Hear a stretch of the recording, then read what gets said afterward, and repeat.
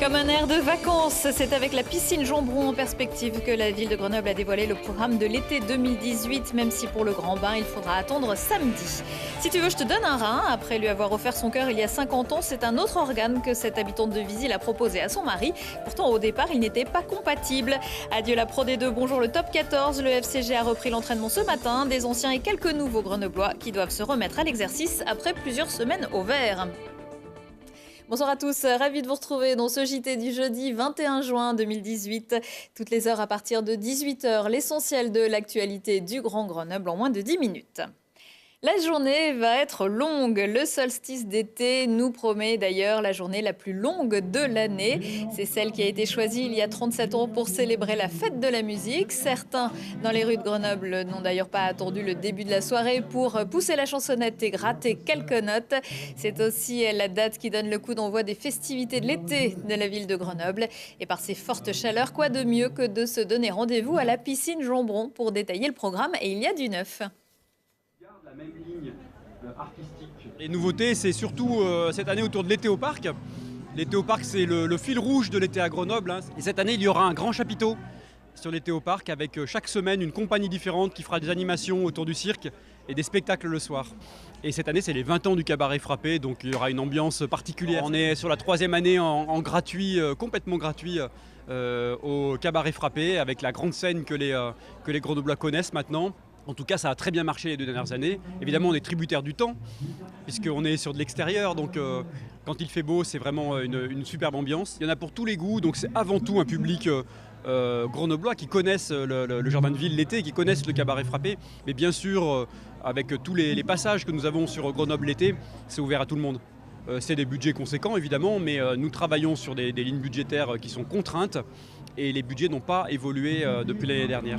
Donc, on a Le cabaret frappé, ce sera du 16 au 21 juillet. La piscine Jambron ouvrira, elle, au public samedi matin. Vendredi, ce sera la 18e journée nationale de réflexion sur le don d'organes et la greffe. Le CHU Grenoble-Alpes vous propose de venir échanger sur la question avec des professionnels de santé. Rendez-vous dans le hall Vercors de 10h à 16h. Le Chouga, qui est l'un des rares établissements en Europe à pratiquer depuis 2015 la transplantation rénale par des donneurs incompatibles. Charlotte Faulkner et Lina Badreddine ont rencontré Nicole et Léonard Malkanji, donneuses et receveurs. À 71 ans, Léonard a reçu l'un des plus beaux cadeaux que sa femme pouvait lui offrir, un rein. En 2003, le Visillois a sa première greffe rénale, une greffe qui a duré 11 ans. En 2014, c'est donc retour par la case dialyse pour Léonard. Ça fait déjà 3 ans et demi que je dialysais et je commençais à en avoir marre. Donc mon fils, qui habite là, Stéphane, me dit « Pa, je te donne un rein ». J'ai dit « Bon, écoute, moi, ça m'ennuie un peu ». Devant le docteur Malvézy, j'ai dit non, je ne peux pas prendre le rein de mon fils. Moi, ma vie, elle est faite. Mais mon fils a 47 ans. Je ne peux pas, il a des enfants, une épouse. Donc j'ai refusé le rein de mon fils. Après son refus et suite à un rendez-vous avec le professeur Lionel Rostin, on lui évoque alors la possibilité d'une greffe incompatible avec sa femme, un choix que Nicole n'a pas mis longtemps à prendre. Je suis descendue au bureau sur l'ordi. Et j'ai tapé Lionel Rostin. Et là, sur l'ordi, il y a une petite vidéo où il explique sa méthode. Donc j'ai un peu réfléchi.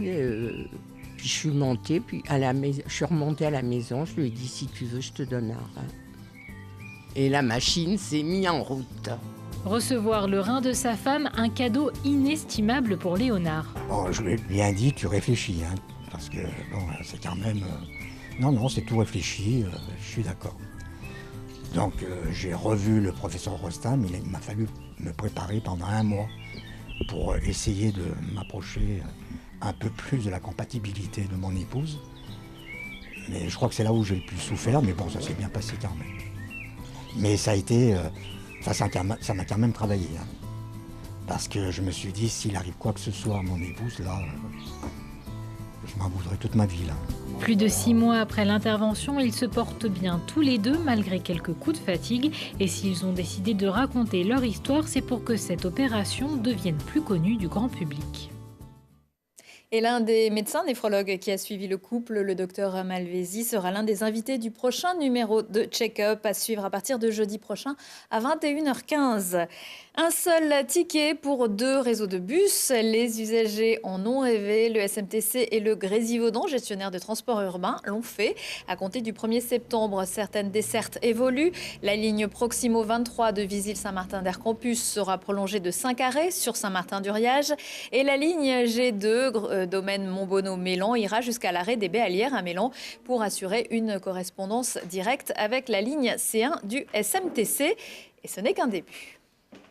C'est tout simplement une réponse aux attentes des usagers, une fluidité dans les déplacements, une efficacité dans l'action publique qui est attendue depuis des années, que nous avons enfin réussi à mettre en œuvre. Aujourd'hui, il s'agit d'offrir un cocktail de solutions de mobilité qui permettent à chacun d'être moins dépendant de la voiture individuelle dans son usage ou dans sa propriété. Chaque autorité organisatrice des mobilités, la communauté de communes du Grésivaudan, le syndicat mixte des transports en commun, fait l'effort de desservir les arrêts qu'ils ne desservaient pas jusqu'à présent.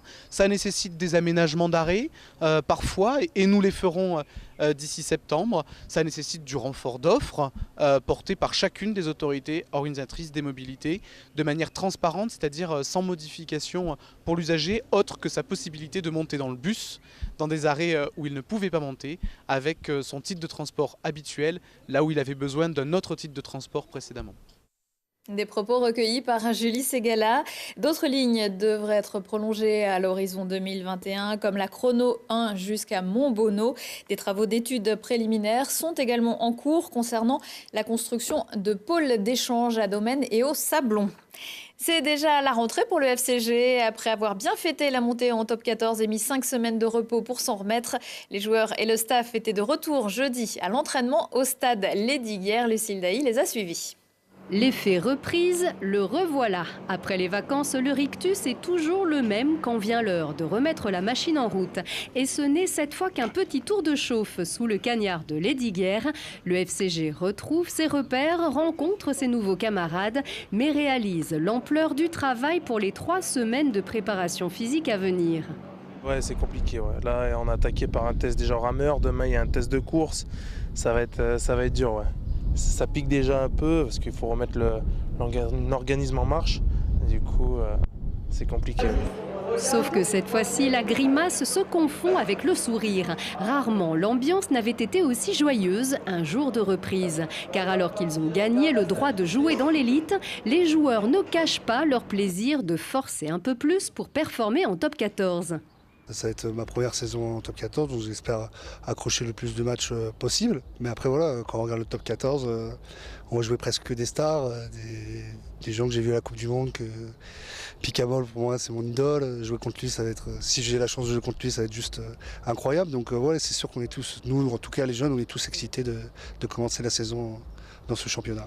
Et le plaisir est d'autant plus grand que le club n'avait jamais autant fait briller ses couleurs. Auréolé de titres et de montées chez les pros, les féminines et les juniors, le FCG offre à ses joueurs un contexte idéal à l'heure de se remettre en route pour un championnat très compliqué.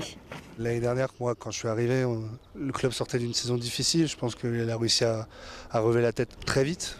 Donc voilà, on ne va pas s'enflammer non plus. On va garder la tête sur les épaules, on sait que ça va être difficile, mais on doit être prêt en août pour le premier match de top 14. Prêt avec un collectif qui s'étoffera au fil des semaines, un collectif à l'équilibre entre la fougue de ces jeunes et l'expérience de ces cadres et de ces recrues, qui, pourtant loin des grosses écuries du top 14, pourraient réserver encore bien des surprises.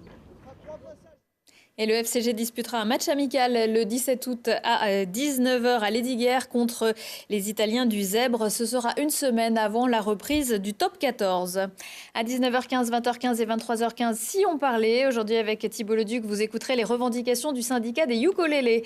Vous découvrirez un élevage plutôt inattendu en Isère et vous filerez à 300 km/h avec les premières motardes à terminer les 24 heures du Mans. Prochain rendez-vous avec l'actu dans 1 heure et en replay sur télégrenoble.net. on se quitte avec quelques images qui devraient vous relaxer. En cette journée internationale du yoga, l'Union des enseignants de yoga de l'Isère ont exporté la discipline dans des lieux inhabituels, comme ici, au Jardin des Plantes, à Grenoble. Bon, là, visiblement, on est tombé sur la séance relaxation. Allez, belle soirée à tous. Namasté.